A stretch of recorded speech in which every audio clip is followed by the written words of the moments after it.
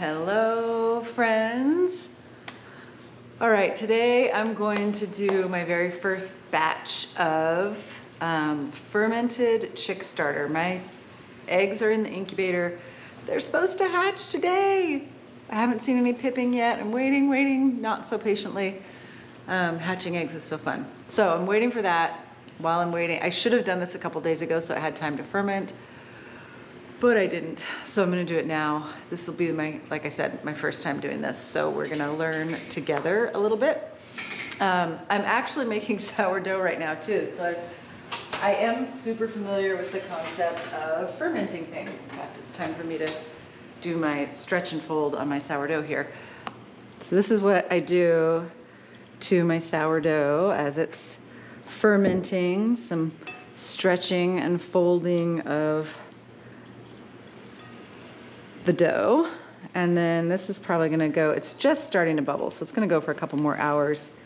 And then once it's nice and bubbly, then I'm gonna mix in some special yummies in it, and it'll sit overnight, and then I'll bake it tomorrow. So I do a full 24, sometimes even longer, sometimes a 48-hour ferment on my sourdough.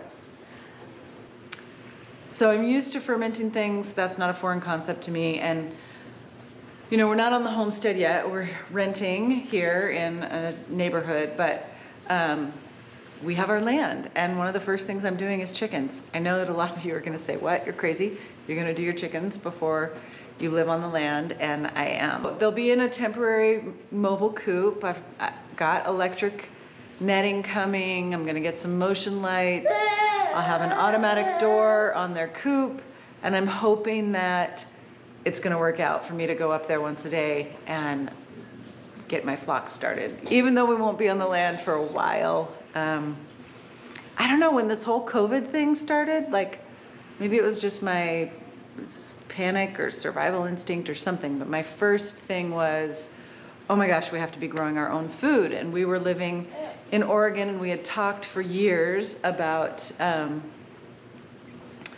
having land and starting a farm, a small farm, just for our own personal food. And it, like, COVID lit a fire under our rear ends. And so we ended up coming to visit here in Idaho and selling our house and moving all within like a month and a half. And then it took us 6 months to find this piece of property. So we've been here for 6 months, and I've had this like anxious feeling in the pit of my stomach because I just want to get growing my food. And so the chickens are step one for that. We're gonna probably put in some fruit trees right away too. Look at this cute little baby. So, I'm talking about you. I'm talking about you, cute baby. This goes back in the oven, which I keep the light on in the oven, and then I put my bread in there, and it keeps it warm enough that it ferments a little bit faster. Okay, let's get to this chick start. So I've got my organic chick start in the bottom of a 5-gallon bucket. I didn't put very much in here for the first time because I want to see how it works, basically. And so I'm just gonna put some water in it. Simple enough. Okay, this seems like a really simple process, so I'm hoping that, I don't know, I just want my chicks to be as healthy as they possibly can be, and then our eggs to be as healthy as they can be. Don't mind the dirty lunch dishes in the sink. So I'm just gonna fill this up. Smells like chicken food. What are you doing? What are you doing? I'm fermenting our chick start. What are you doing? Getting cheese. Getting cheese, okay. I'm gonna go about double.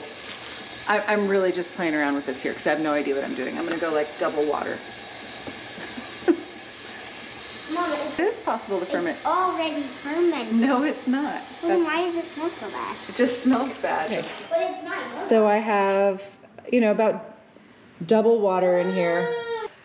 Some people say that you should weigh your starter down with something, but it doesn't seem to be floating to the top, and I can't think of any way to weigh this down in this bucket. My plates don't fit, so I don't know. We'll hope for the best, and if it doesn't turn out right, then I'll figure out a solution. I also put a couple tablespoons of ACV in, so 1 tablespoon per gallon, and I'm just gonna cover this bad boy and put it in the laundry room, I think. It's still really cold here, so I think my garage is a little too cold. It may not ferment in there. It might just get rotten. So I will put it where it's warmer, because I know things ferment faster in the warm weather. And there's our incubator back there. Last night the eggs were rocking and rolling in that incubator, and so far today, nothing. My kids are very loud. I don't know if you've noticed that, but I have. All right, so this bucket's just gonna live by the brooder, and this is the little brooder. They'll only be in here for a short period of time, and if you haven't seen the video where we set up our bigger brooder in the garage, you can see that over at our homestead YouTube channel. Even though we're not on the land yet, we're starting, and so we're trying to document the whole process. So you can head over to Suburbia to Sustainability, and I'll put the link in the description of this video. We would love your support on that channel.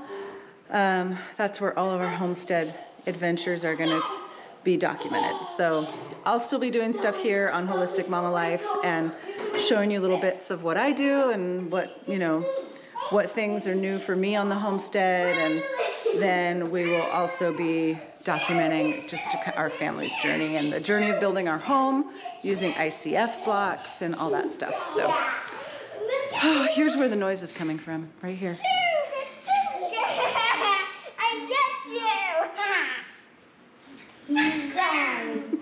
Don't forget to subscribe, and don't forget to subscribe here at Holistic Mama Life.